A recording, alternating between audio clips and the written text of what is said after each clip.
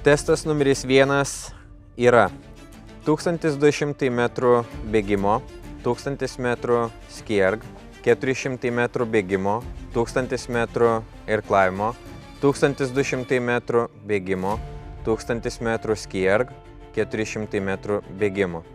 Atletai pradeda nuo savo skierg aparato. Išgirdę 3, 2, 1, sportininkai išbėga iš savo pozicijų.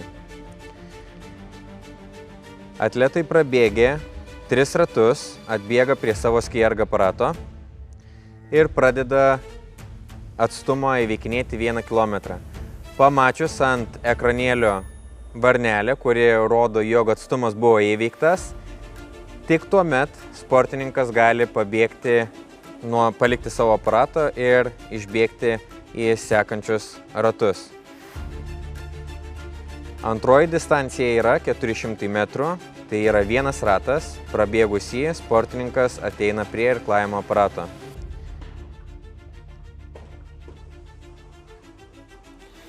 Ant irklavimo aparato atstumas mažės nuo 1000 metrų iki 0 ir tuomet ekranėlėje pasimatys varnelė, kuri simbolizuoja, jog atstumas buvo įveiktas. Tik tuomet sportininkas gali padėti rankenėlės į fiksavimo vietą, atsistoti ir išbėgti į sekančią distanciją. Sekanti distancija yra 1200 metrų, tai yra 3 ratai. Įveikus 3 ratus, sportininkas grįžta prie skierg aparato ir aparato nereikia liesti, nunulinti, o galima tiesiog pradėti traukti rankenėlės ir įveikti 1000 metrų. Užbaigus antrąjį kartą 1000 metrų pamatysite varnelę ir tuomet galima išbėgti paskutinius 400 metrų. Ir įveikus paskutinį ratą, sportininkas turi grįžti prie savo pradinio taško.